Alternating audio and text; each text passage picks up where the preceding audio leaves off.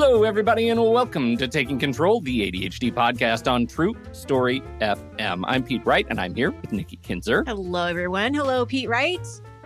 Oh, hi. Oh, hi. Hi, Nikki. Hi. Oh, hi. It's snowing right now. I mean, legit snowing. Come on. We had some Weather. snow this morning, too. Get over yourself, weather. I'm done. We are talking about self-compassion today. Mm-hmm. I certainly have no weather compassion. No. But self-compassion, I am in search of today. I was reading your notes as I was preparing for this show and feeling like, oh, yes, good. I get to confront some things today. Yes, That's you do. Great. That's just terrific. You are going to be part of this.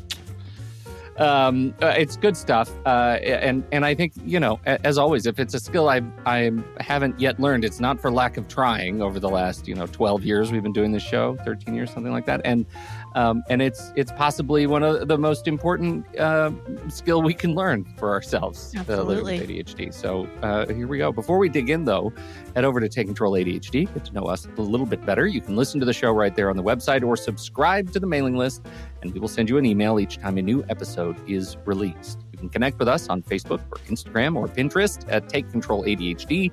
But to really connect with us, jump into our Discord community. It's super easy to get into the general community chat channel. Just visit takecontroladhd.com/Discord, and you will be whisked over to the general invitation page and log in. If you're looking for a little bit more, particularly if the show has ever touched you or helped you understand your relationship with ADHD in a new way, we invite you to support the show directly through Patreon. Patreon is listener-supported podcasting. With just a few dollars a month, you can help guarantee that we continue to grow the show, add new features, and invest more heavily in our community. Visit patreon.com/the ADHD podcast to learn more. Thank you, members, for your support. How's the tax thing going? Oh, taxes aren't going well. No, the tax study hall is going great. We had our first one this last weekend, and I'm not sure on Saturday because I wasn't the one hosting it. Melissa was hosting it on Saturday. On Sunday, though, we had some people show up, and it was great. And I actually got my office cleaned, which is a step closer to getting my taxes done, because now that the office is clean, now I feel like I can really dig in, next weekend. It's a process, Okay. Pete. It's a process. It is. It's a process. And we're offering it to all Patreon members. Yeah. Ugh. So now's the time. If you haven't been thinking, or if you've been thinking about joining Patreon and haven't yet, this might be something that might, encourage you to do it. Get some help. Let taxes push you over the edge. Right. Well. All right. Any other news? Do we have any other news to share with folks? Not right now. And let's get in to self-compassion.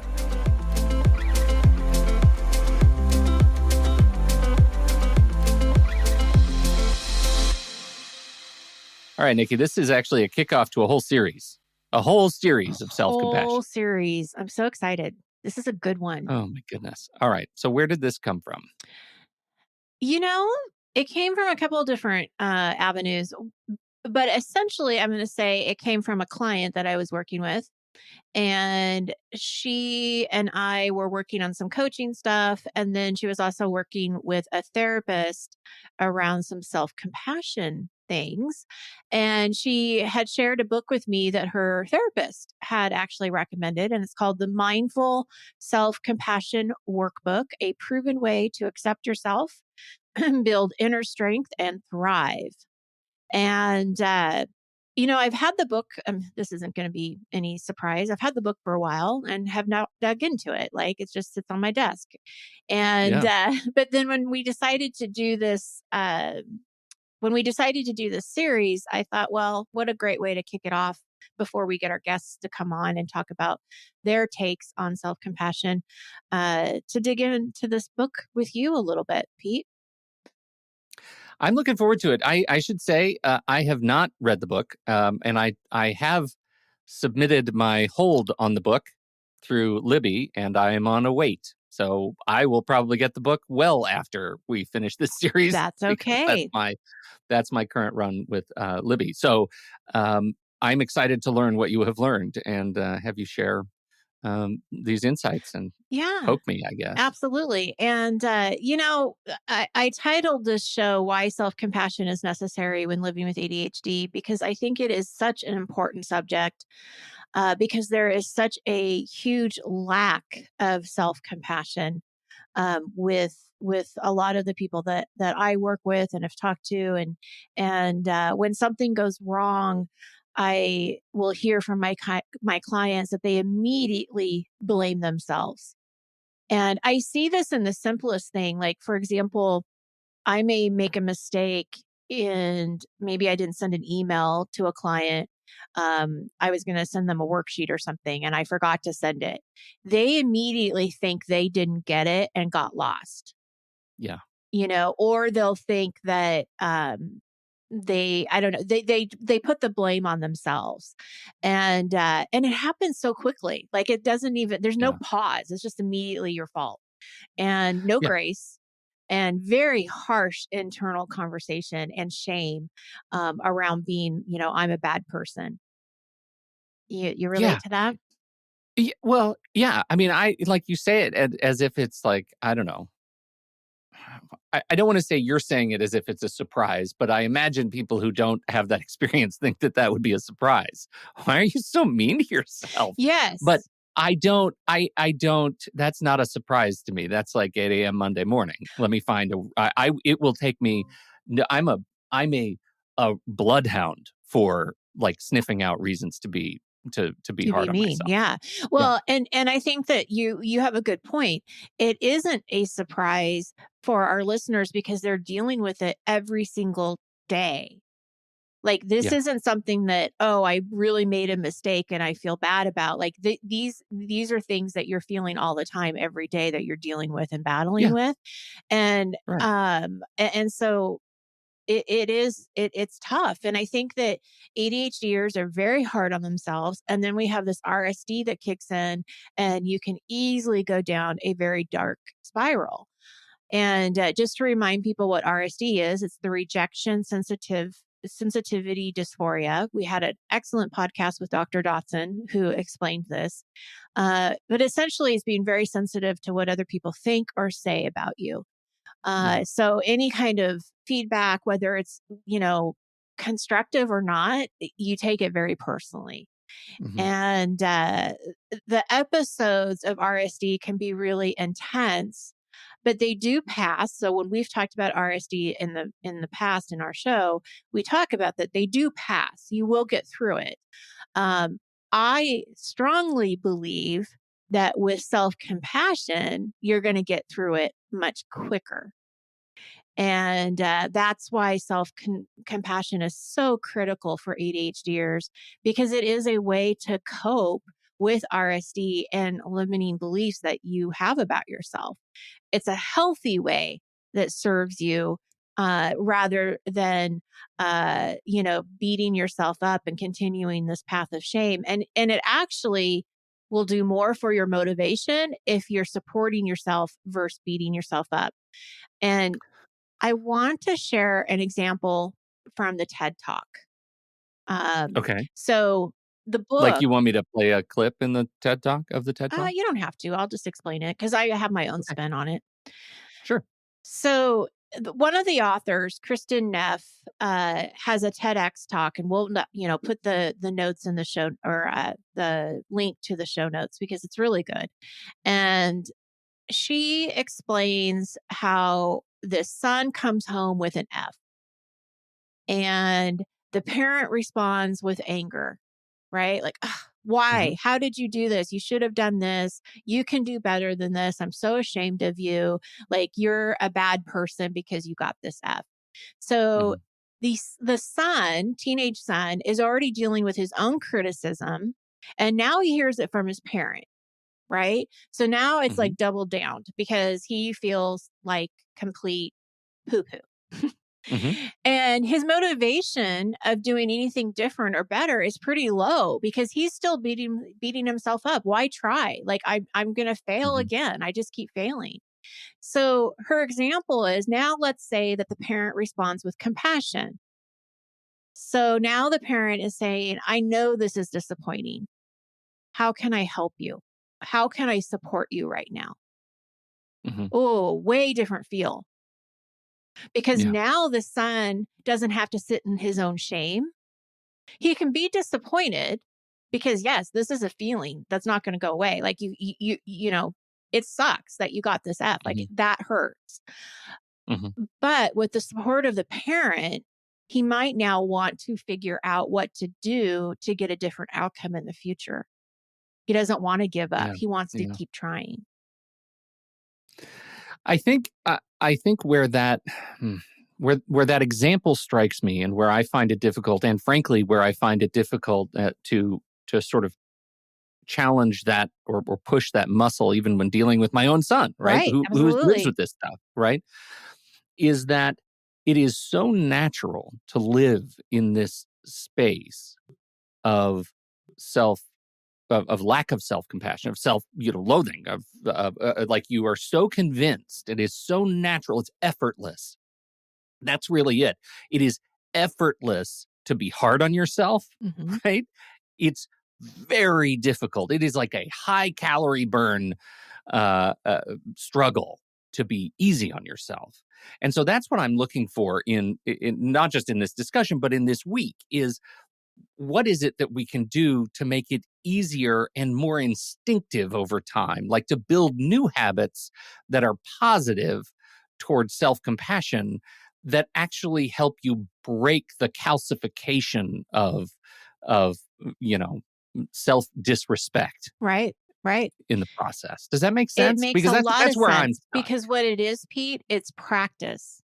Yeah. So if you think of meditation, we think of meditation as a practice. It's something we're practicing. It's not something that Mhm. you just all of a sudden are an expert. I'm an expert meditator. Like we don't get that, Right. right? I'm a professional meditator. Wouldn't that be fun to get paid to meditate? Mhm. But but the point is that it's a practice, and this self compassion is a practice. And so it is being, it's something that you want to start identifying and being more aware of when you're beating yourself up, and now what can I do to do something Mhm. differently? And we'll go more into this as we talk about the core elements of self-compassion. But I think what you're saying is it does make sense because it is a practice. It's not instinct. Mhm. And it might never be, Yeah.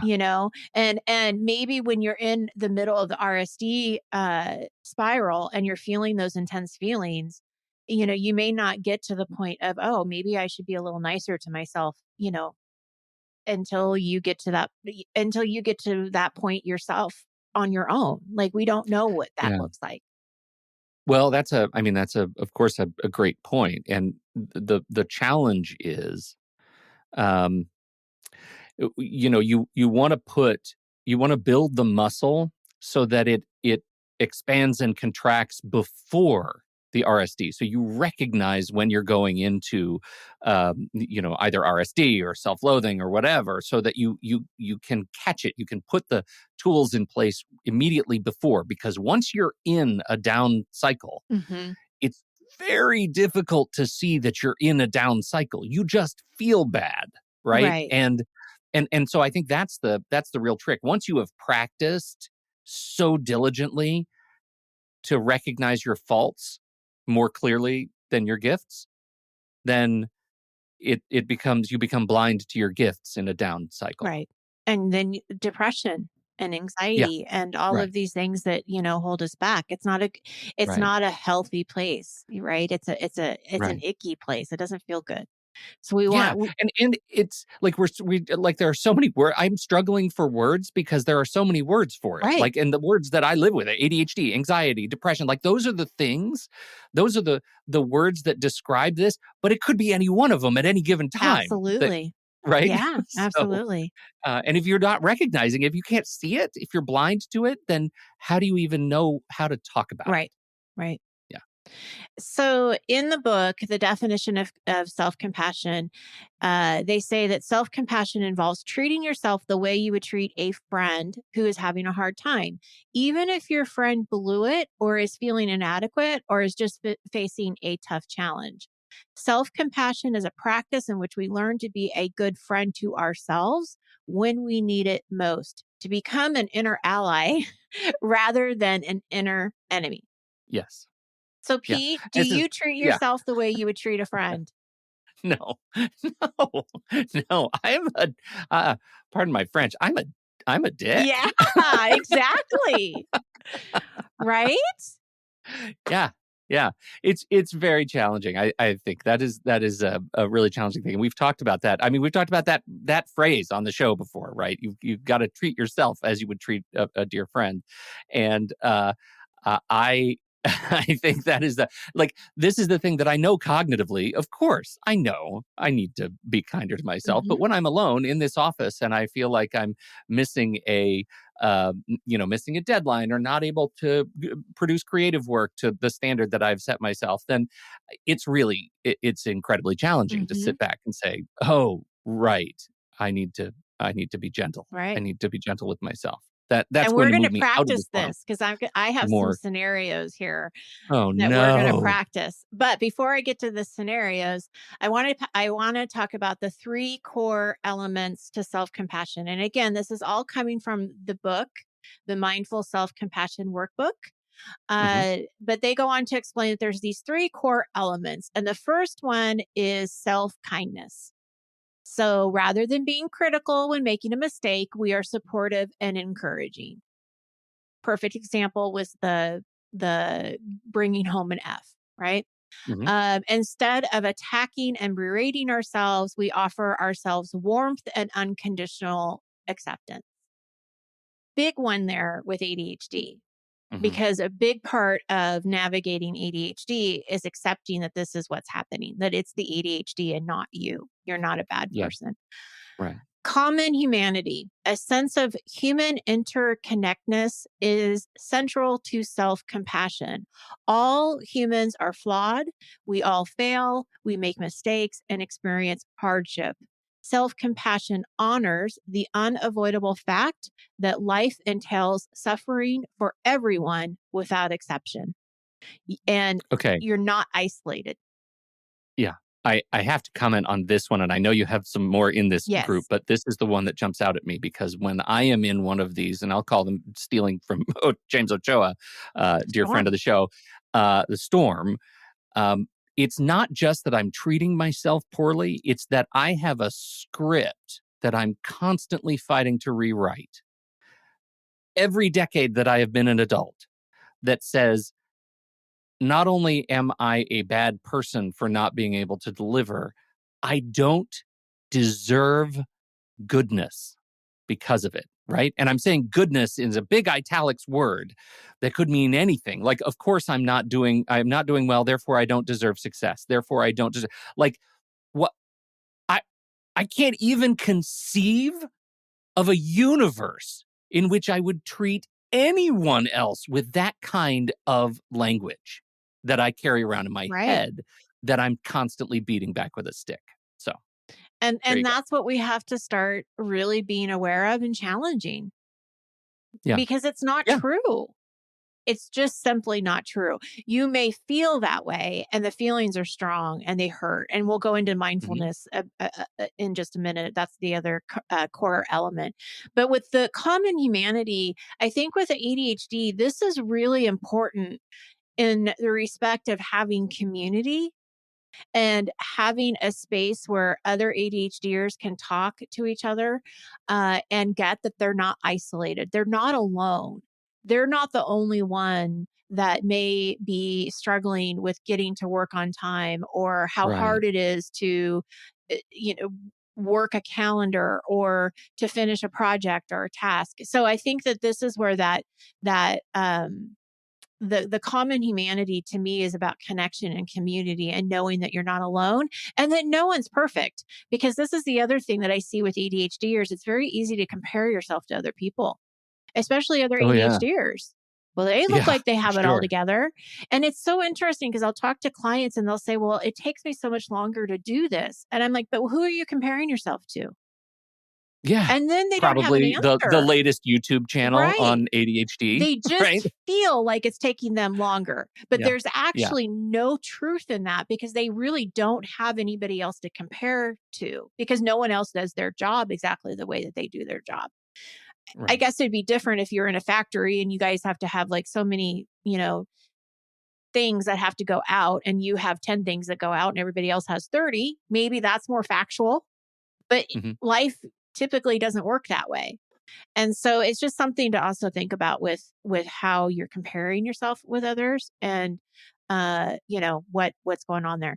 Now, mindfulness I think is really important too, because this involves being aware of moment to moment experiences in a clear and balanced manner. So, what that means is it's important to self compassion because we need to be able to turn toward and acknowledge when we're suffering, to be with our pain long enough to respond with care and kindness. And they Hmm. go on to say that this is actually the very first step to take is to be present of your mindset to respond in a new way. So we need to be present to respond in a different way. And that's that awareness of this is what's happening. This is how I feel. I feel ashamed. Hmm. I feel hurt. I am disappointed. I am frustrated. And then, now how do we respond to that in more of a caring way versus a such a critical, harsh way? Yeah. So I don't want to just give you guys these three components and then say, okay, there you go. Do something with Luck. them. Godspeed. Yeah. Yeah. I thought it might be helpful to talk about these three elements with specific scenarios that are pretty common. I want to get what Pete would say is like kind of the typical ADHD response. And then I want to give you a different point of view that is more self compassion or compassionate. So you can kind of see the difference. You ready, Pete? I think it's obvious I am not. Okay, that's all right. I'm here with you. I'm here to support you, Pete. See how nice that is? That was so It's nice. so nice. Okay. Case scenario A. You're late to work this morning, and when you get in, there is a message to go see your boss. You meet with your boss, and they tell you that you've been late too many times, and it sets a bad example to others in the office, and you need to be there on time. Kind of like a verbal warning of Hmm. sorts. Hmm. All right.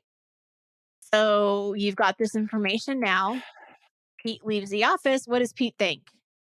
Well, Nikki, I think we've known each other long enough for you to know about me that I'm kind of a nuclear response guy. And so in my head, the very first thing I'd probably do is start working on my resume and Because just go you're ahead and gonna quit. get fired. Yeah. Yeah. Because what's the point? Like, okay, you know what? You have the data. I've been late too many times. I think we're done. I think Yeah. we're done. Yeah. I can't. I mean, the reality is it's just, yeah, I'm done. I'm done. I'm done. It's over. Mhm. And this is it. This is the other thing that I do is it better damn well be on my terms, right? I know Yes. he has this, my boss has this on me that I've been late, but okay, I think that I can regain some control, which I am sorely lacking in my life by quitting the job. Mhm. How'd I do? Good. Was that ADHD Yes. enough? You went straight to quitting. That's right. That's Yeah, right. yeah, So when I when I was working on this response, I was really being very mindful about the self-kindness, the common humanity, and the mindfulness, right? Because I really wanted to give sure. the example of how to make this work. And I'm going to share with you the second version of my response. And then I want to share with you what my first version was and tell you Okay, why I changed it. okay, good. Okay. So instead of beating myself up, I am going to give myself grace. The last couple of months have been very stressful. We all make mistakes, and this is something that I know is hard for me. I feel anxious about the warning and just feel really bad about it. Okay, So that's version one. the self-kindness, Yeah. right, comes Hmm. in. Everybody makes mistakes. I know this is hard, giving myself grace, and I feel anxious. Your anxiety is making you go get a new job. Yeah, Right? yeah, I'm right. just stating the fact that I feel anxious about this warning because, of Yeah, course, I think anybody would walk away thinking, oh my God, my job is on the line. I think what you're yeah. saying is very, very normal. the first response I put in is I had all of this, and then I started to talk about, like, going forward in the sense of, I think I wrote something like, now that I have this information, I'm going to think about how I can get to work on time or whatever.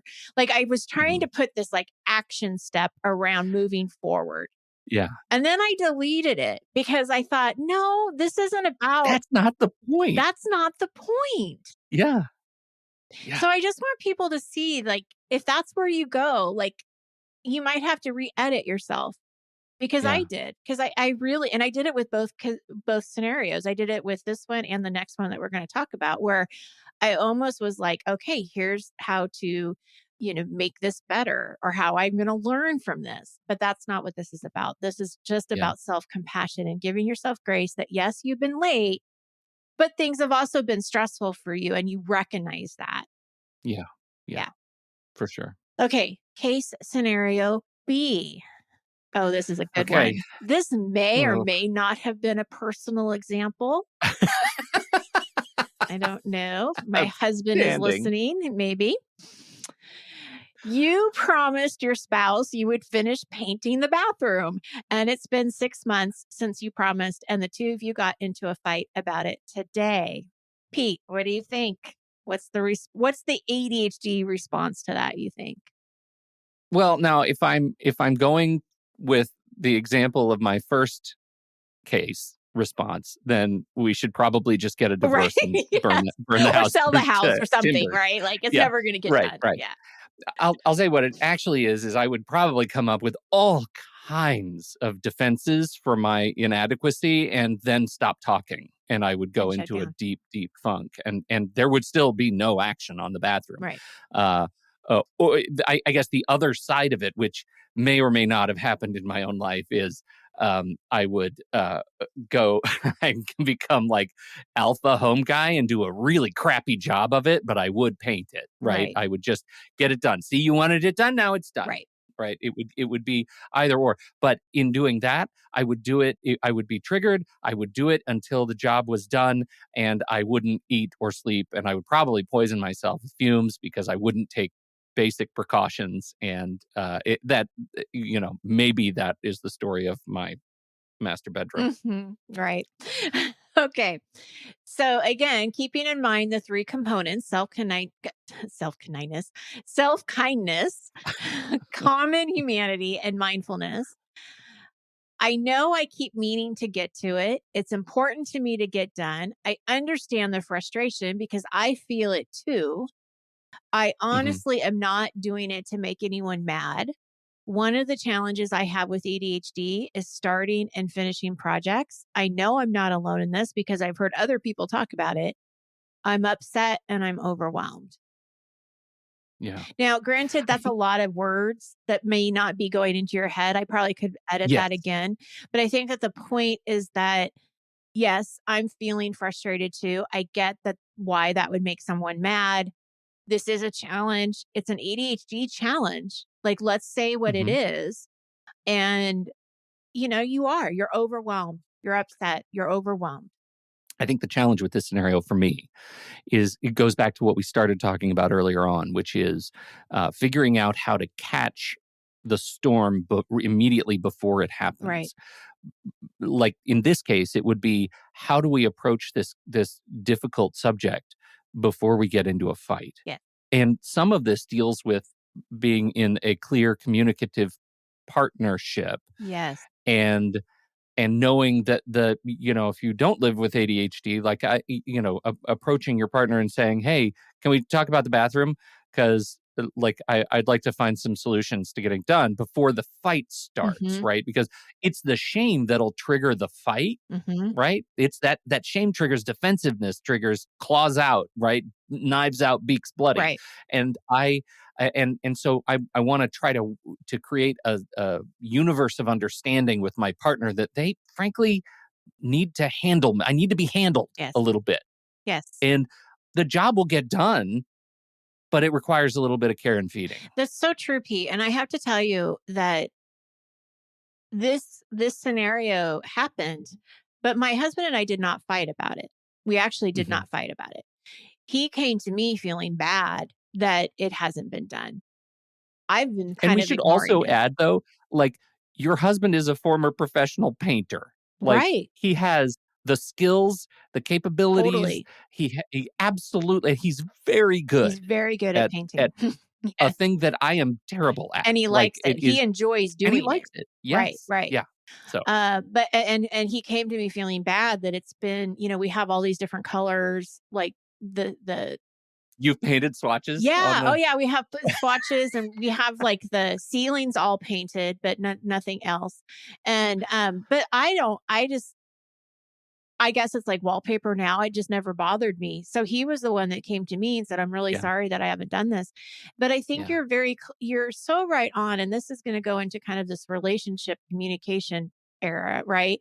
That it is important when you understand that your spouse has ADHD or has, some issues around executive functions, whatever that looks like. Like I understand why it hasn't gotten finished. If I really wanted it finished, then this is what you were saying, Pete, then I could yeah, help him figure that out. Like we could focus on it and say, let's just focus on the bathroom this weekend. What do we need to do? yeah. Let's make it just, let's make a decision on the color. Let's get everything set up. Like I could help him with that. And if Right. both spouses have ADHD, you guys can both help each other. I mean, ADHD doesn't look exactly the same in each person. It's different. And you guys have strengths and weaknesses. And so I think that it is a matter of having compassion for yourself, but also having compassion for your spouse who this is a struggle for. Same thing with our children. Like, I know that my daughter has a really hard time cleaning her room. She doesn't know where to start.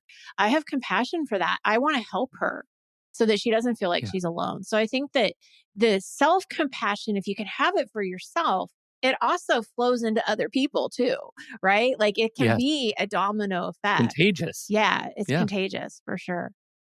Yeah, this was great. So, takeaways from the audience that I want you guys to think about. First of all, get the book. I really think this is a great book. This is not a book for ADHD, but man, it could be written for one. I mean, it could be written for it for sure. Mhm. But I think any human, whether you have ADHD or not, we're not perfect. We all have things that we beat ourselves up for. And the self compassion workbook really helps us has helped me see those things. And some of the exercises in the book are really good, some great reflection questions.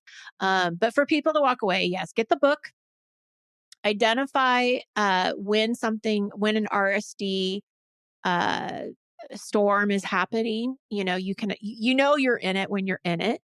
But pause and breathe because one of the things we also learned from James Ochoa, one of our great friends of the show, is how important it is to recenter your nervous system. So when you are beating yourself up and you're in the shame spiral, we want to breathe. We want to practice those breathing techniques that he shared with us and any that you might be aware of because it does help stop that pattern. And then ask yourself, what would I say to a friend if they came to me in this situation? And keep practicing that same compassion towards yourself. Yeah. There you What go. are we gonna? How are we gonna shape the rest of the series? What do we have coming up? Well, the next episode that I want to do is on a particular chapter in this book because it's all around shame. Mhm. And I do want to talk about that because I do, as we've said already today, shame is such a powerful and not useful feeling to have when you have ADHD. So we're going to highlight that. But we're also going to have Dr. Sharon Celine on the show to talk to us about perfectionism. Also not a great self-compassionate strategy. And then we will also have Casey Dixon talking to us too about her take on self-compassion and burnout and some of the things that she sees with her client. I love these people. I know. These are great people to have on the Great. show. So this will be really fun. Well, thank you, everybody, for slogging through the depths of my lack of self-compassion on this show. This is awesome. Thanks, everybody, for downloading and listening to the show. We appreciate your time and your attention. Don't forget, if you have something to contribute to the conversation, we're heading over to the Show Talk channel in our Discord server, and you can join us right there by becoming a supporting member at the deluxe level or better. On behalf of Nikki Kinzer, I'm Pete Wright, and we'll see you right back here next week on Taking Control, the ADHD podcast.